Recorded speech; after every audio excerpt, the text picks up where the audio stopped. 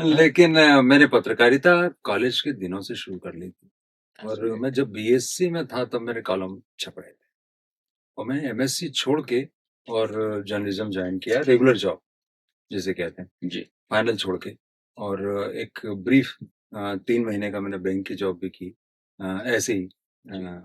चूँकि बीच में मुझे कैजुअल्स बना कैजुअल वो नहीं, लगा। कैजुअल नहीं, अच्छा। बाकायदा सिलेक्ट हुआ था मैं। जी। लेकिन चूँकि मेरी उम्र 21 साल नहीं थी, तो मैं ऑफिसर की नहीं दे सकता था, तो कैशियर कम क्लर्क की दे दी और वो मेरी जॉइनिंग भी करना पड़ी, एमएससी पढ़ते हुए। जी। तो वो मैंने 2-3 महीने उसको छोड़ दी, तो उसे भी छोड़ा, एमएससी भी छोड़ी और रेगुलर जॉब में चला गया।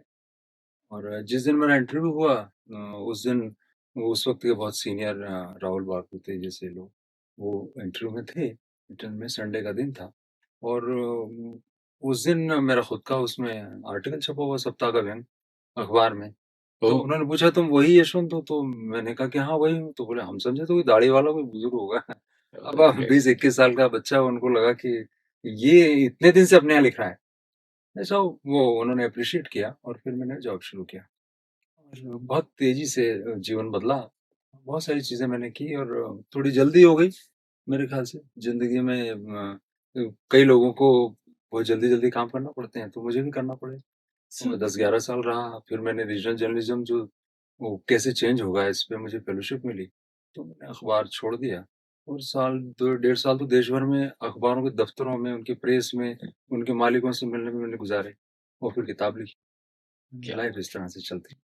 जो पत्रकार उस समय ना बहुत कम लोग हुआ करते जी, थे। जी, जी। शिक्षक, हाँ, पत्रकार, जी। इन्हें बड़ी अजीब कौम मानी हाँ, जाती थी हाँ। जो झोला लटकाए जी, हुए जी, और जी, संघर्ष करेगा। जी। तो मन में भी उस समय इंजीनियर, डॉक्टर सब हाँ, बनने हाँ। को तैयार थे। तो यशवंत व्यास के मन में पत्रकारिता के प्रति कहाँ से अलख आई? जी, मेरे आंकड़े देख के, मार्कशीट के, हुँ, तो सब मुझे डॉक्टर ही बनाना चाहते। That's great. और डॉक्टर तो आप हैं ही हाँ, हैं। वो जी। वो हिंदी होता। जी। तो वो चाहते थे कि भई ये बन ही जाए, क्योंकि स्कॉलरशिप वगैरह भी मिल रही है, सब कुछ हो रहा है। लेकिन मुझे जर्नलिज़्म हमेशा ये लगता था कि कुछ आप अच्छी चीज़ें लिखते हैं, तो लोगों तक पहुँचती है। जी।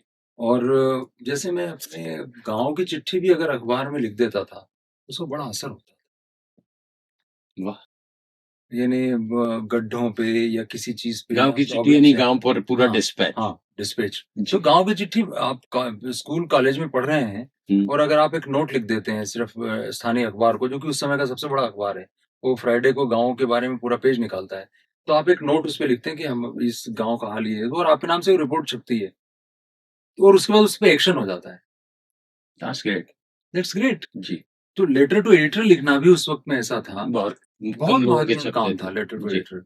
और राजेंद्र माथुर जो थे, उन्होंने लेटर टू एडिटर को बहुत ऊँचाई दे रखी। यानी उनकी वजह से उस वक़्त पत्र लेखक संघ और पत्र लेखक मंच जैसे बन गए, जिसमें हम अरुण शौरी वगैरह को हमने उसी में सुना है, उस टाइम पे, क्या बात है! फर्स्ट टाइम पे, गज़ब! मिलिए उन्हीं के साथ। तो ये होता था कि जो खबरें संवाददाता नहीं दे सकते, वो खबरें रीडर देते थे। जैसे मान लो अभी आपके यहाँ से एक ट्रेन जाती है और रास्ते में वो खराब हो जाती है। पानी, उस वक़्त आपको याद है स्टीम इंजन हुआ करते थे जिनको कि जी, पानी जी। की ज़रूरत होती थी, बीच में लेने के लिए, और किसी कारण से वो खराब हो गई। अब 2 स्टेशन के बीच में गाँव पड़ते हैं बस, और गाड़ी खराब है और वहाँ पे खाने-पीने वगैरह की कोई व्यवस्था नहीं। और 1 डेढ़ घंटे तक, और सिंगल लाइन है, मीटर गेज है। जी। तो आपको बहुत जल्दी कोई ऐसी उम्मीद भी नहीं है कि की सहायता आ जाएगी। मदद आ जाएगी। जी। तो बच्चे रो रहे हैं, परेशान हैं, अब उसको इंजन को पानी चाहिए। गाँव के लोगों ने मिल के बाल्टियों से पानी भरा इंजन जी। में। लोगों को अपने यहाँ से बिस्किट, जो भी छोटी-छोटी उपलब्ध। दुकानों में होते हैं, वो सब दिए और उसके बाद वो गाड़ी चली। अब ये स्टोरी तो अखबार में छप नहीं सकती, पता ही नहीं चलता कि वो स्ट्रिंगर भी नहीं। एक रीडर उस गाड़ी में सवार था, उसने वो चिट्ठी लिखी कि ऐसा-ऐसा हुआ, और उसको रज्जू बाबू ने पहले पेज पे खबर की तरह छापा। 3 दिन बाद छपी। क्या बात है! तो दैट्स हाउ। आप जब देखते हैं कि पत्रकारिता की ताकत एक आम आदमी को फ़ायदा पहुँचाने के लिए कितनी बड़ी हो सकती है। आपकी ज़िंदगी कितनी बदल सकती है, और उस स्टोरी को पढ़ के कितने गाँव की ज़िंदगी बदली होगी। उन्हें लगा कि यार हमें भी ऐसे ही करना चाहिए कभी कुछ मुश्किल आए तो। कितनी बड़ी बात है। That's how. मेरे को जर्नलिज़्म के अलावा कोई ऐसी चीज़ नहीं लगी, जी। जो इतना बढ़िया कर सकती है। और डॉक्टर बहुत सारे लोग बन जाएँगे, ये प्रोफ़ेसर बहुत सारे लोग बन जाएँगे, लेकिन इस तरह के काम शायद कम लोग कर पाएँ। बहुत बड़ी ताकत हुआ करती थी पत्रकार में जी, जी। कि बदलाव जी, की बिल्कुल सही कह रहे आंधी हैं। उसकी कलम में, बिल्कुल इसीलिए सही कह रहे हैं। कलम को बहुत जी, ज़्यादा पावरफुल माना जी। जाता था।